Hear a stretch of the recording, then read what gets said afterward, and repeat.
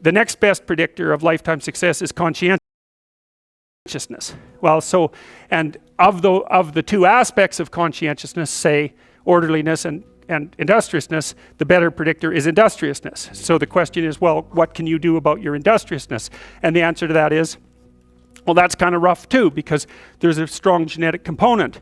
But you can work on micro habits with regards to your conscientiousness. And I think the best micro habits, this is partly to do with this future authoring program processes, I think the best thing you can do with regards to your conscientiousness is to set up some aims for yourself, goals that you actually value. And the future authoring program helps people do that. And basically, it does a situational analysis of, it helps you do a situational analysis of your life more than a psychological analysis, I would say. And so the questions are something like, well, all right, you're going to have to put some effort into your life. And you need to be motivated to do that. And so what are the potential sources of motivation? Well, you could think about them in the big five manner. You know, if you're extroverted, you want friends. If you're agreeable, you want an intimate relationship. If you're disagreeable, you want to win competitions. If you're open, you want to engage in creative activity. If you're high in neuroticism, you want security. Okay, so those are all sources of potential motivation that you could draw on, that you could tailor to your own, you know, your own personality. But then there are dimensions that you want to consider your life across. And so we ask people about, well, you know, if you could have your life the way you wanted it in 3 to 5 years, if you were taking care of yourself properly, you know, what would you want from your friendships? What would you want from your intimate relationship? How would you like to structure your family? What do you want for your career? Well, how are you going to use your time outside of your job? And how are you going to regulate your mental and physical health, and maybe also your drug and alcohol use? Because that's a good place to auger down, you know, because alcoholism, for example, wipes out, you know, 5 to 10% of people. So you want to keep that under control. And then so maybe, you know, you develop a vision of what you would like your life to be, and that associates the goal. Well, once the goal is established, and then you break down the goal into micro processes that you can implement, the micro processes become rewarding in proportion, in relation to their causal association with the goal, and that tangles in your incentive reward system. You know, we talked about the dopaminergic incentive reward system, and that's the thing that keeps you moving forward. And the way it works is that it works better if it produces positive emotion when it can see you moving towards a valued goal. Okay, well, what's the implication of that? Better have a valued goal, because otherwise you can't get any positive motivation working out. And so the more valuable the goal, in principle, the more the micro processes associated with that goal start to take on a positive charge. And so what that means is, well, you get up in the morning and you're excited about the day, you're ready to go. And so as far as I can tell, what you do is you specify your long-term ideal. Maybe you also specify a place you want to stay the hell away from, so that you're terrified to fail as well as excited about succeeding, because that's also useful. You specify your goal. You do that in some sense as a unique individual. You want to specify goals that make you say, oh, if that could happen as a consequence of my efforts, it would clearly be worthwhile. Because the question always is, why do something? Because doing nothing is easy. You just sit there and you don't do anything. That's real easy. The question is, why would you ever do anything? And the answer to that has to be because you've determined by some means that it's worthwhile. And then the next question might be, well, where should you look for worthwhile things? And one would be, well, you could consult your own temperament. And the other would be, well, you kind of look at what it is that people accrue that's valuable across the lifespan.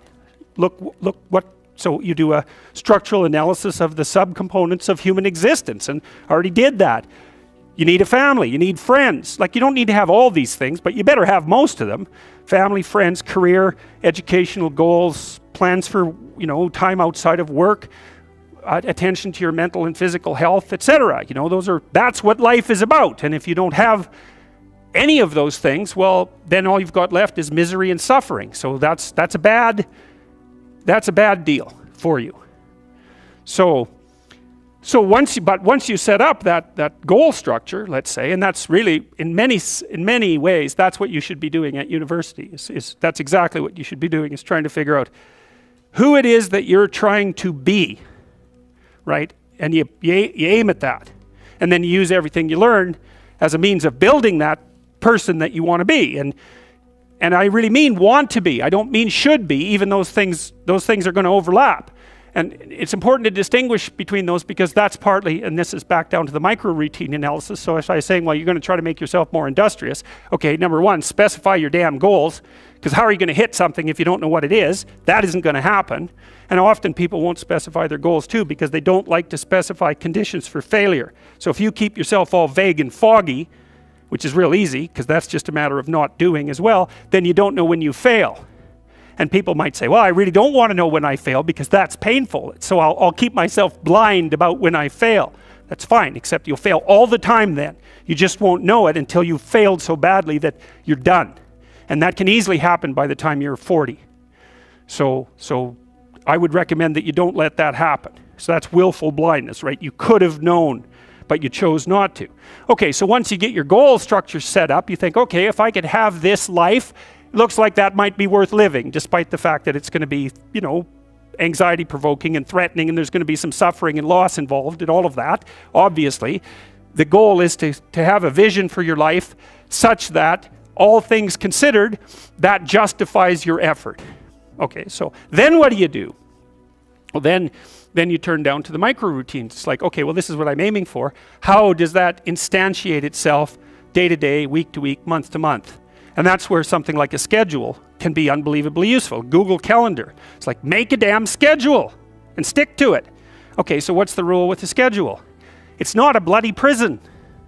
That's the first thing that people do wrong. They say, well, I don't like to follow a schedule. Well, it's like, well, what kind of schedule are you setting up? Well, I have to do this, then I have to do this, then I have to do this, and then I just go play video games because who wants to do all these things that I have to do? It's like, wrong.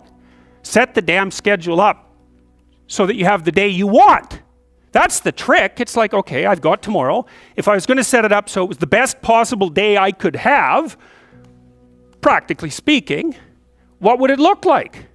Well, then you schedule that. And obviously there's a bit of responsibility that's going to go along with that, because if you have any sense, one of the things that you're going to insist upon is that at the end of the day, you're not in worse shape than you were than at the beginning of the day, right? Because that's a stupid day. If you have a bunch of those in a row, you just dig yourself a hole and then you bury yourself in it. It's like, sorry, that's just not a good strategy.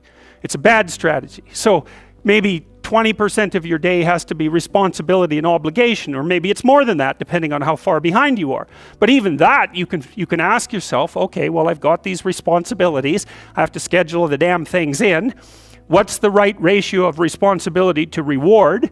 And you can ask yourself that, just like you'd negotiate with someone who is working for you. It's like, okay, you got to work tomorrow.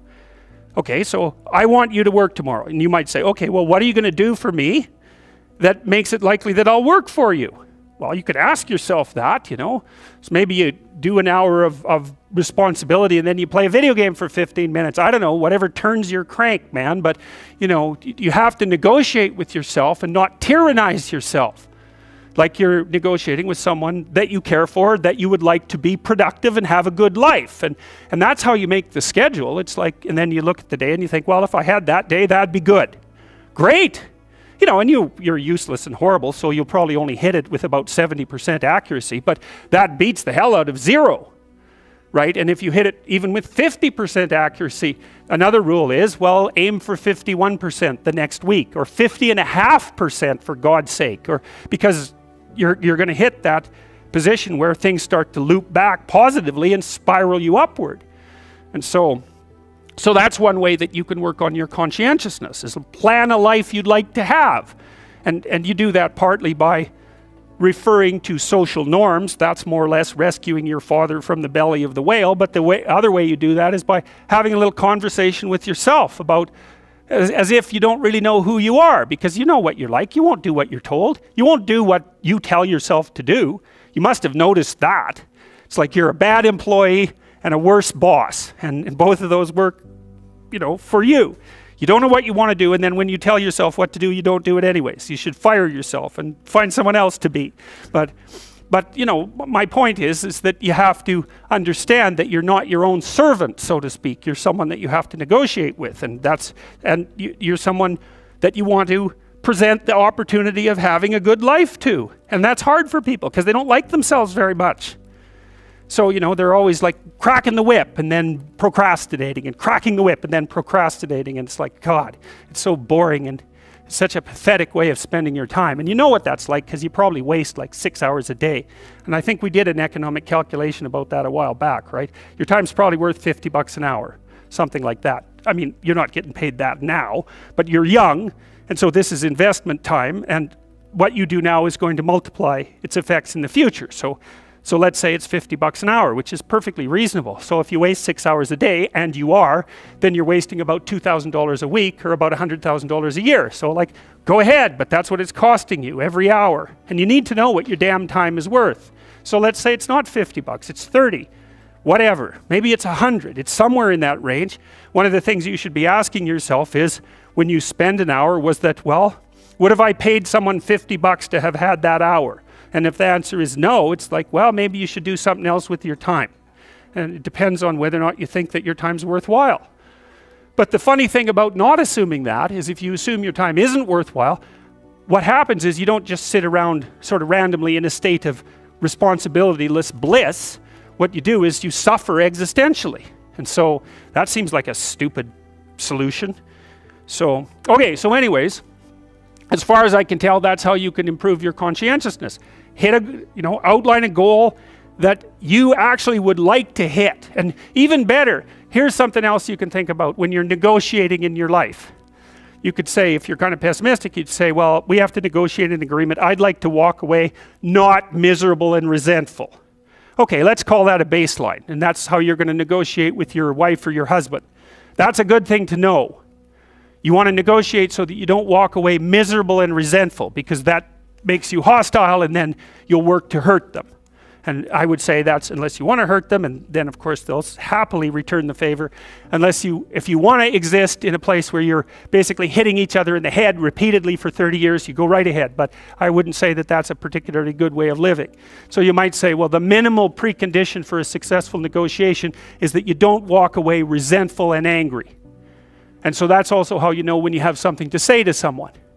Because the rule has to be, if you're going to walk away resentful and angry, you've got something to say. Doesn't mean you're right, by the way, but it does mean that you have something to say. But it's kind of a low bar, like if I wanted to live with you for 30 years, maybe we should say, how about we walk away from our mutual negotiations thrilled? Well, why not? You got to aim for something. You could aim for that. You want to negotiate with your boss for a new salary. You might think, okay, I've got this damn job. How much would I have to be paid so I'd be so bloody excited to go to work I could hardly stand it? Well, you could at least know what that number is, and then you could go there and say, well, look, you like to have me around. I've been doing some thinking. I think if you paid me this amount of money, I'd be so thrilled to go to work that you could hardly even keep me away from here. And your boss might think, wow, I'd actually really like to have someone around who'd be so thrilled to work that I can't get rid of them. It's like, maybe I can't give you all of that. I'll give you 75%. Maybe we can renegotiate it in a year.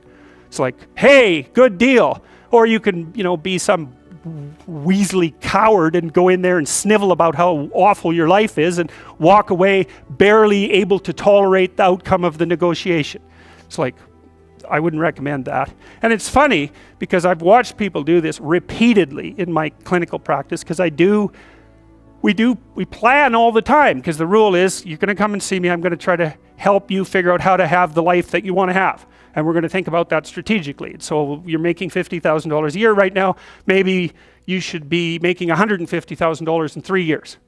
And they think, well, that couldn't happen. It's like, not with that attitude. That's the first thing. It's like, no, that's not going to happen. If you don't ask people for the damn money, if you don't look for a better job, but they're going to come along and just shovel a boat full of money at you. It's like, no, that's not going to happen. But why is that impossible? You look at you people in here. It's like, what the hell is wrong with you? Nothing. So you can probably have what you want. If you could figure out what the hell it was, and then, you diligently pursued it. So, and then maybe you wouldn't whine about being alive. That'd be good, because people who whine about being alive are dangerous to themselves and other people. So you might think, I can have what I want, but you better well figure out what it is. And you can't just wait for the, have what you want fairy to show up at your doorstep and grant it, because obviously that's not going to happen. So okay, conscientiousness. Well, we talked about how you could improve that. Social networking. That's another big deal. It's one of the advantages that older people have over younger people. And so, for example, now that I'm in my 50s, roughly speaking, I know a bunch of other people who are, relatively well positioned in the dominance hierarchy, and they know all sorts of people. And so when I go to one of them and say, can you do X or do you know X? They say no, but I know someone who can.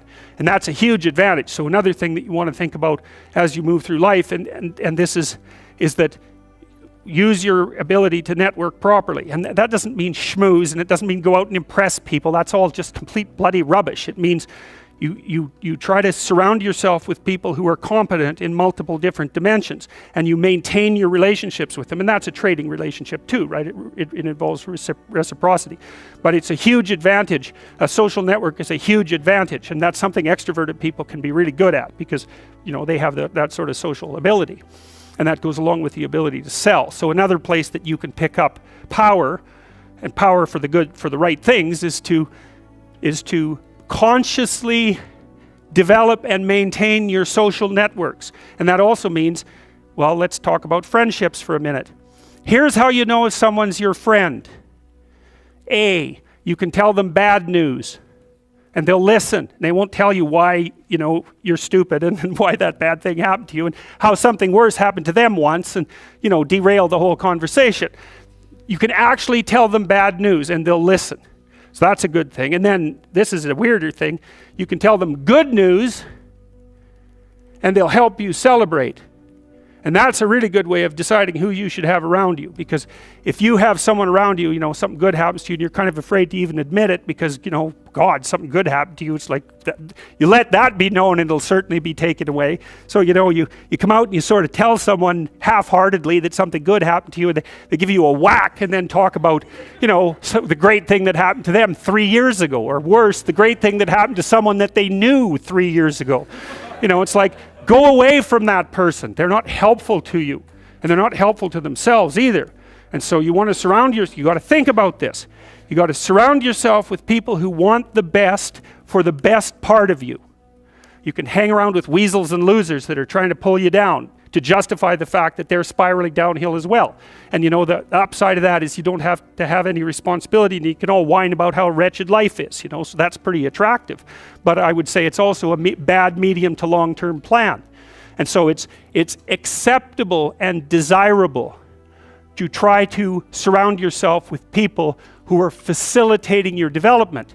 And you might say, well, I've got people around, I know them well, they're not doing that well, and they don't fit into that category. It's like, what's your point? What are you going to do with them exactly? If they'll listen and cooperate with you and move towards a better future, great. If they don't pay any attention and they keep doing the same damn things over and over and they're not going anywhere and it's painful, then maybe the proper thing to do is say, you just have your misery. I'll go off and have my life. And maybe you'll wake up at some point in the future and think that's a better way of being. Because just putting up with it is, well, they call that enabling, right? You put up with that sort of behavior, you're providing tacit consent for it and even tacit approval. It's like, it's a bad idea. You have, I would say, both the right and the responsibility to surround yourself with people who are good for the best part of you. And that's not the same as, I don't have to elaborate on that. You can figure out what that means. Skills, that's another thing you can do if you want to increase your probability of success. Every time you have an opportunity to take an opportunity that would provide you with a new skill, do it, right?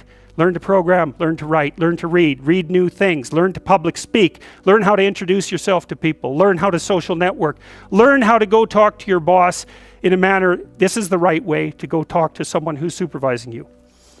I see this problem, and here's a solution, and so I'm coming to talk to you about the problem and the solution. It's like that person is going to want to talk to you a lot. It's like, because the other people they're talking to are going to come and say, I've got a problem. Can you do something about it? It's like they don't want to do something about it. They already got 50 things to do, So if you're the person who constantly brings forth a problem, even if they're accurate problems, is why are they going to want to have you around? You're just another problem. Don't be a problem for the people who want to give you money. That's a good rule of thumb, man.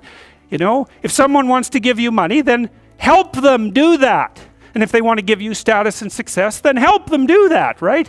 And you do that in part by bringing them solutions, and partly you do that by developing your skills. And so if things aren't going very well for you, this is also a good way of evaluating an opportunity. Should you take an opportunity? Well, here's the rule. Take the opportunity if it will teach you something that you can use for other opportunities, because then even if it fails, which you probably will, it doesn't matter, because you've accrued something of value that you can bring forward to the next situation. So, there's this old Jungian idea that I told you about in the Chartres Cathedral, for example. The cathedral is made in the form of a cross, and the cross signifies the center of the world, and the dome signifies the sky. And so right below the dome at the center of the world, and it's a cross because the cross is the place of suffering. So that's the center of the world, because that's what you are. You're the place of suffering, right? You're the place of conscious suffering. That's the center of the world. And so inscribed on the floor is a maze, and it's a big maze, and it's a mandala, and there's a kind of a flower-shaped resting place right in the center. And what you're doing is walking in the maze, and you walk all 4 quadrants, and you get to the middle, which is where you want to be. You want to be in the middle. Well, how do you get there? You walk everywhere. And what does that mean? It means every bloody time you're offered an opportunity, take it and develop your skills.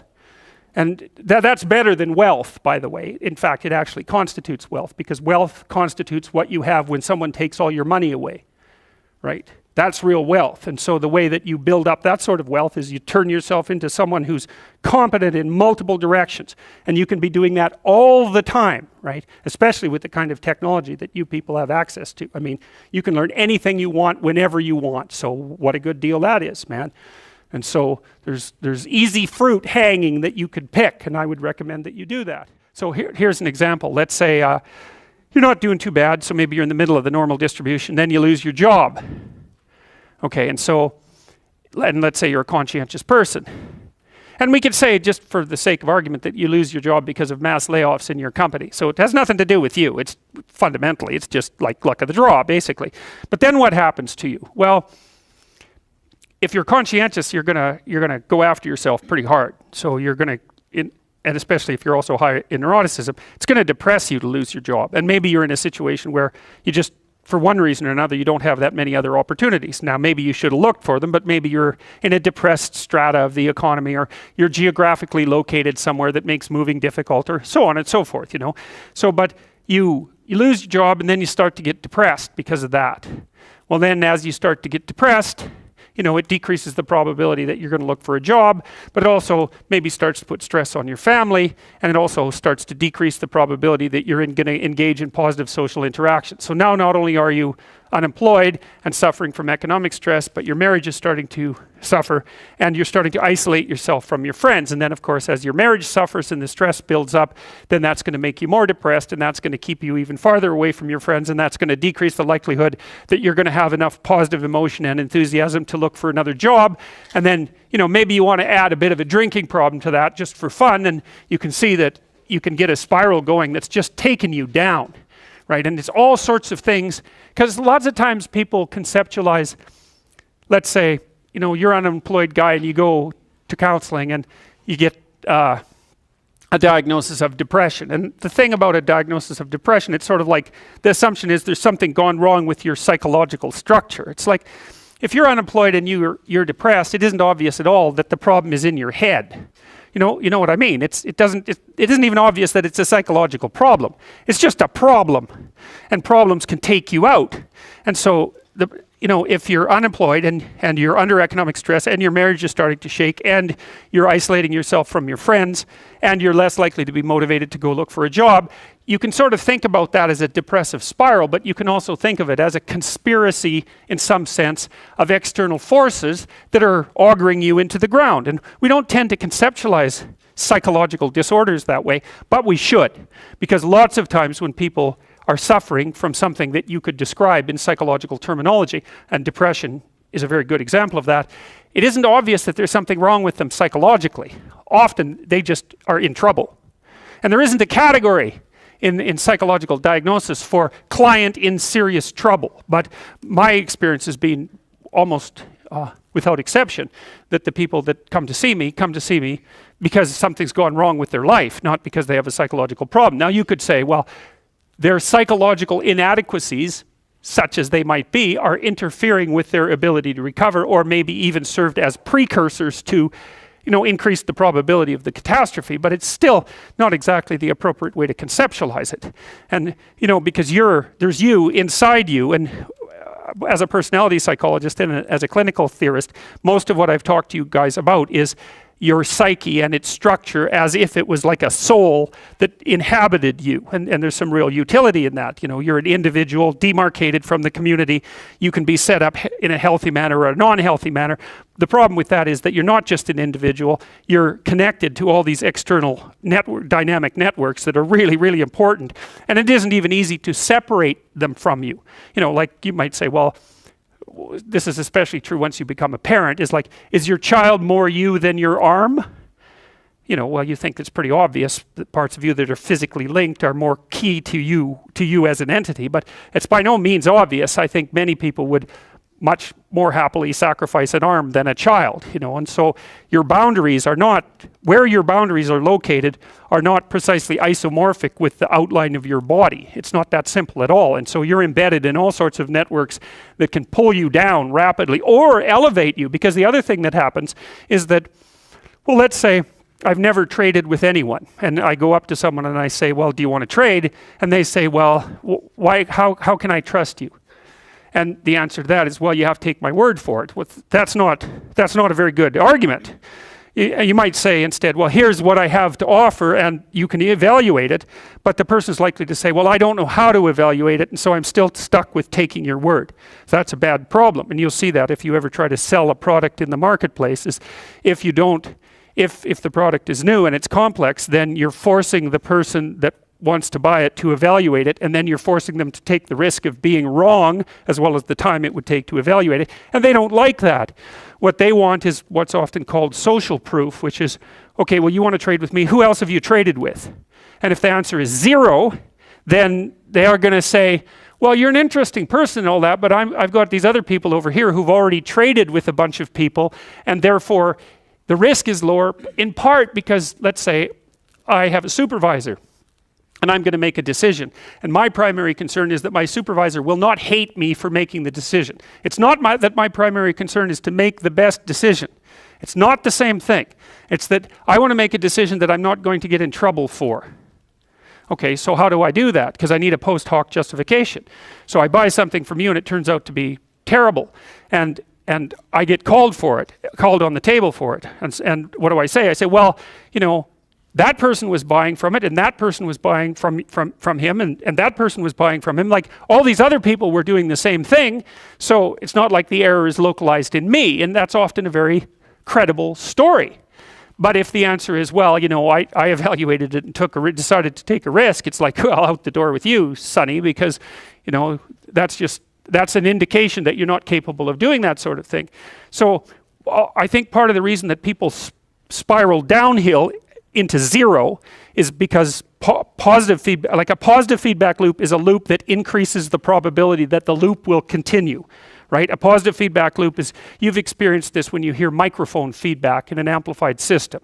So, the microphone sends a message to the speakers, and then the speakers send out the message amplified, and then the microphone picks up the message and it gets amplified again, and you get this howling occur, which can be deafening, but can also destroy the system, because it'll keep amplifying upward until the speakers blow, for example. That's a positive feedback loop. And a positive feedback loop can spiral you upward, or it can spiral you downward. And so a virtuous circle, a virtuous positive feedback loop, is when, well, I've traded with him, and I've traded with him, and I've traded with him, and now I can say to you, I've traded with these 3 people, and you go talk to them and they say good things, and so then you say, well, I'll trade with you, and then because of that, then you're even more likely to trade with me, and it's like the thing starts to spiral uphill, and it does that, I think, in a nonlinear form. And so, because one of the things you guys are going to be asking yourself as you mature, because what's happening is that income inequality is increasing, right? And you might ask, well, why is that? The first thing you need to know is that that's what income does. So it's not like you need an explanation for it. This is the explanation.